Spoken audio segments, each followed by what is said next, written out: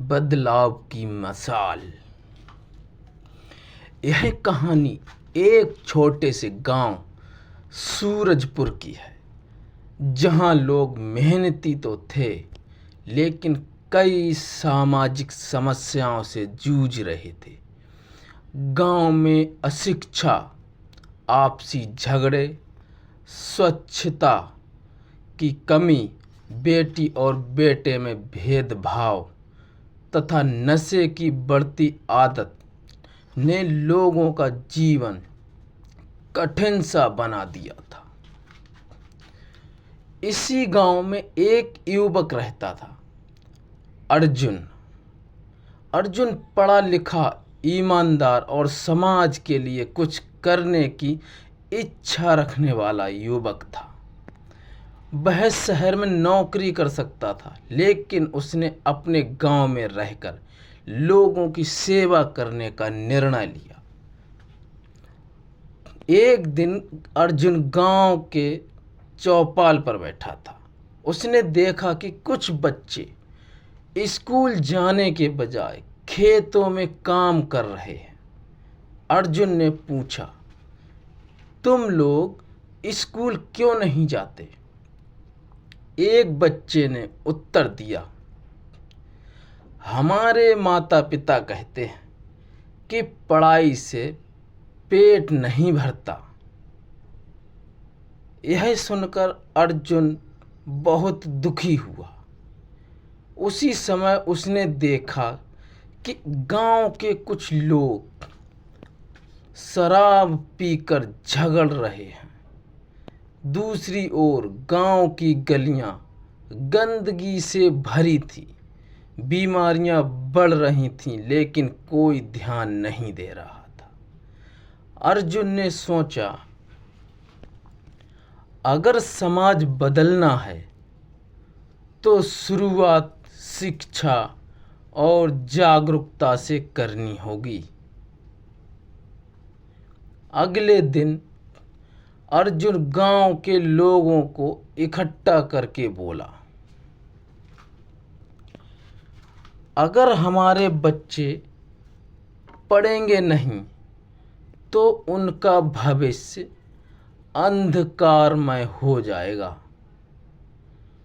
कुछ लोग उसकी बात सुनकर हंसने लगे। एक बूढ़ा आदमी बोला, हमारे बाप दादा भी बिना पढ़े जी लिए, तो हमारे बच्चे भी जी लेंगे। अर्जुन मुस्कुराया और बोला, समय बदल गया है, आज ज्ञान ही सबसे बड़ी ताकत है। उसने शाम को अपने घर के आंगन में मुक्त कक्षाएं शुरू कर दी। पहले दिन केवल 3 बच्चे आए, दूसरे दिन 6 बच्चे आए। एक महीने बाद पूरे गांव के बच्चे पढ़ने आने लगे। धीरे धीरे लोगों को शिक्षा का महत्व समझ आने लगा। गांव में एक किसान था, रामलाल। उसकी 2 बेटियां थीं। वह हमेशा दुखी रहता था, क्योंकि उसके कोई बेटा नहीं था। एक दिन अर्जुन उसके घर गया। उसने देखा कि रामलाल अपनी बेटियों को स्कूल नहीं भेजता। अर्जुन ने पूछा, क्यों नहीं भेजते? रामलाल बोला, लड़कियां पराया धन होती हैं। अर्जुन ने कहा,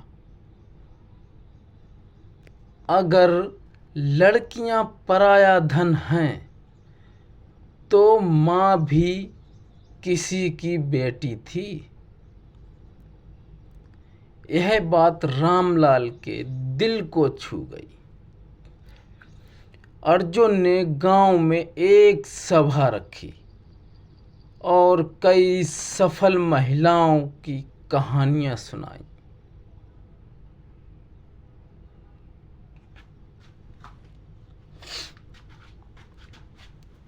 कल्पना चावला, किरण बेदी और मैरी कॉम जैसी महिलाओं की सफलता ने गांव वालों को प्रेरित किया। कुछ ही दिनों में रामलाल ने अपनी बेटियों का स्कूल में दाखिला करा दिया। बरसात का मौसम आया और गांव में बीमारियां फैलने लगीं। अर्जुन ने पंचायत में कहा, गंदगी बीमारी की जड़ है, लेकिन लोगों ने उसकी बात पर ध्यान नहीं दिया। तब अर्जुन ने स्वयं झाड़ू उठाई और सड़क साफ करने लगा। उसे देखकर कुछ बच्चे उसके साथ जुड़ गए। फिर महिलाएं आईं। फिर गांव के बुजुर्ग भी आ गए। कुछ ही दिनों में पूरा गांव साफ सुथरा हो गया। लोगों ने घर घर कूड़ेदान रखे और पेड़ लगाने का निर्णय लिया। गांव के कई युवक शराब और तंबाकू के आदी थे। उनमें से एक युवक था मोहन। वह पहले बहुत मेहनती था, लेकिन नशे ने उसका जीवन बर्बाद कर दिया था। एक दिन उसकी छोटी बेटी बीमार पड़ गई। उसके पास इलाज के पैसे नहीं थे, क्योंकि वह अपनी कमाई शराब में उड़ा देता था। अर्जुन ने उसे समझाया, नशा केवल शरीर को नहीं, पूरे परिवार को बर्बाद करता है। मोहन रो पड़ा। उसने उसी दिन नशा छोड़ने की कसम खाई। धीरे धीरे गांव में कई युवकों ने भी नशा छोड़ दिया। एक वर्ष गांव में भयंकर गर्मी पड़ी। तालाब सूखने लगे। अर्जुन ने कहा, यदि हम पेड़ नहीं लगाएंगे तो आने वाली पीढ़ियां हमें कभी माफ नहीं करेंगी। उसने बच्चों के साथ मिलकर वृक्षारोपण अभियान शुरू किया। हर परिवार ने एक पौधा लगाने का संकल्प लिया। कुछ वर्षों बाद गांव हरियाली से भर गया। बारिश अच्छी होने लगी और खेती भी बेहतर हो गई। एक दिन दो परिवारों के बीच जमीन को लेकर बड़ा झगड़ा हो गया। स्थिति इतनी बिगड़ गई कि दोनों पक्ष एक दूसरे के दुश्मन बन गए। अर्जुन ने दोनों को बुलाया और कहा, हम एक ही गांव के लोग हैं। यदि हम आपस में लड़ेंगे तो हमारा नुकसान होगा। दोनों परिवारों को समझाया कि प्रेम और भाईचारे से बड़ी कोई संपत्ति नहीं होती। आखिरकार दोनों परिवारों ने समझौता कर लिया। पूरा गांव खुश हो गया। गांव में एक बूढ़ी माँ रहती थी, गौरी देवी। उसके बेटे शहर चले गए थे और उसे अकेला छोड़ दिया था। अर्जुन ने गांव वालों से कहा, जिसने हमें चलना सिखाया उसे अकेला छोड़ देना सबसे बड़ा अन्याय है। उस दिन से गांव के लोगों ने निर्णय लिया कि कोई भी बुजुर्ग अकेला नहीं रहेगा। लोग बारी बारी से गौरी देवी की देखभाल करने लगे। एक वर्ष गांव में भयंकर बाढ़ आ गई। कई घर टूट गए, फसलें नष्ट हो गईं, लोग निराश हो गए। अर्जुन ने सबको इकट्ठा करके कहा, मुसीबत हमें तोड़ने नहीं, जोड़ने आती है। गांव के लोगों ने एक दूसरे की मदद की। जिसके पास भोजन था उसने भूखों को खिलाया, जिसके पास कपड़े थे उसने जरूरतमंदों को दिए। कुछ ही दिनों में पूरा गांव फिर से खड़ा हो गया और आराम से अपने कार्य में लग गए। कई वर्षों बाद सूरजपुर एक आदर्श गांव बन चुका था। वहाँ हर बच्चा स्कूल जाता था, बेटियों को बराबर सम्मान मिलता था, लोग स्वच्छता पर ध्यान रखते थे, नशे से दूर रहते थे, पेड़ लगाते थे और बुजुर्गों का सम्मान करते थे। एक दिन गांव के लोगों ने अर्जुन से कहा, तुमने हमारे गांव की तस्वीर बदल दी। अर्जुन मुस्कुराया और बोला, मैंने कुछ नहीं किया। बदलाव तब आया जब आप सब ने मिलकर समाज के लिए सोचना शुरू किया। उसने आगे कहा,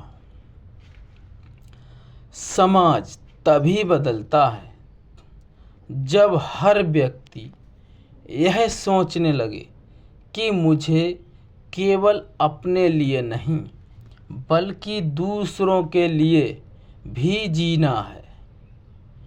और उसी दिन से सूरजपुर के लोग अपने गांव की खुशहाली की मसाल देने दूसरे गांव से भी जागरूकता फैलाने लगे। शिक्षा जीवन की सबसे बड़ी शक्ति है।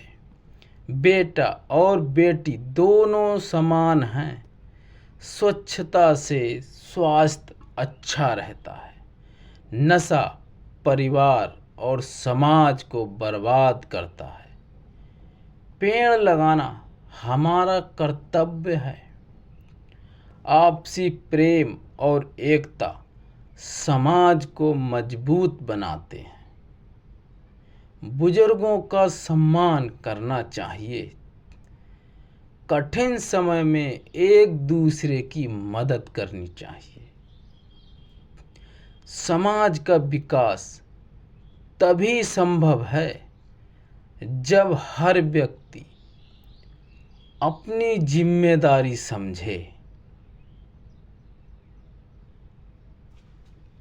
समाज का तभी कल्याण हो सकता है, अन्यथा समाज भटक जाएगा। सूरजपुर गांव में एक बूढ़ी महिला रहती थी जिसका नाम सरस्वती देवी था। उनके पति का कई वर्ष पहले देहांत हो चुका था। उन्होंने मजदूरी करके अपने इकलौते बेटे रवि को पढ़ाया लिखाया और बड़ा किया। रवि पढ़ लिख कर शहर चला गया और अच्छी नौकरी करने लगा। धीरे धीरे वह इतना व्यस्त हो गया कि उसने गांव आना लगभग बंद कर दिया। पहले वह हर महीने अपनी माँ से मिलने आता था, फिर 6 महीने में एक बार और बाद में केवल फ़ोन पर बात करने लगा। सरस्वती देवी हर शाम अपने घर के बाहर बैठकर सड़क की ओर देखती और कहती, मेरा बेटा जरूर आएगा, उसे मेरी याद आएगी। गांव के लोग उन्हें समझाते, लेकिन एक माँ का दिल उम्मीद नहीं छोड़ता। एक दिन अर्जुन उनसे मिलने गया। उसने देखा कि सरस्वती देवी की तबीयत बहुत खराब है। अर्जुन ने पूछा, माँ जी, आपको किसी चीज़ की ज़रूरत है? उनकी आंखों में आंसू आ गए। उन्होंने धीरे से कहा, बेटा, मुझे किसी चीज़ की ज़रूरत नहीं, बस एक बार अपने बेटे को देखना चाहती हूँ। यह सुनकर अर्जुन का दिल भर आया। उसने तुरंत रवि को फ़ोन किया, लेकिन रवि ने कहा, अर्जुन भाई, अभी बहुत काम है, अगले महीने आ जाऊंगा। अर्जुन ने कहा, काम तो जिंदगी भर रहेगा, लेकिन माँ हमेशा नहीं रहती। फिर भी रवि नहीं आया। कुछ दिनों बाद सरस्वती देवी की तबीयत और बिगड़ गई। उन्होंने अर्जुन का हाथ पकड़कर कहा, अगर मेरा बेटा आए तो उससे कहना कि मैंने उसे कभी दोष नहीं दिया। मैं तो बस उसे एक बार गले लगाना चाहती थी। इतना कहकर उनकी आंखों से आंसू बहने लगे। अगली सुबह पूरे गांव में खबर फैल गई कि सरस्वती देवी अब इस दुनिया में नहीं रही। अर्जुन ने तुरंत रवि को फ़ोन किया। यह खबर सुनकर रवि के पैरों तले जमीन खिसक गई। वह रोते हुए गांव पहुंचा। जब वह अपनी माँ के पास पहुंचा, तब बहुत देर हो चुकी थी। उसने माँ के चरणों में सिर रख दिया और फूट फूट कर रोने लगा। माँ, एक बार मुझे माफ़ कर दो, मैं आ गया हूँ, उठो माँ। लेकिन माँ अब कभी उठने वाली नहीं थी। अर्जुन ने उसके कंधे पर हाथ रखा और कहा, दुनिया में हर चीज़ दोबारा मिल सकती है, लेकिन माँ बाप का प्यार और उनका साथ दोबारा नहीं मिलता। रवि रोता रहा। उस दिन उसने पूरे गांव के सामने एक प्रण लिया, आज से मैं अपने जीवन का कुछ समय उन बुजुर्गों की सेवा में लगाऊंगा जिन्हें उनके बच्चे अकेला छोड़ चुके हैं। उसने अपनी माँ के घर को एक वृद्ध सेवा केंद्र में बदल दिया, जहां गांव के बुजुर्गों की देखभाल की जाने लगी।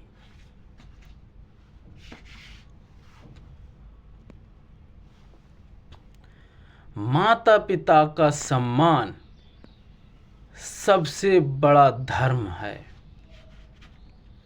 काम और पैसा कभी भी परिवार से बड़ा नहीं हो सकते। बुजुर्गों का प्रेम और सम्मान देना हमारा कर्तव्य है। किसी अपने से मिलने के लिए कल का इंतज़ार नहीं करना चाहिए, क्योंकि कई बार वह कल कभी नहीं आता।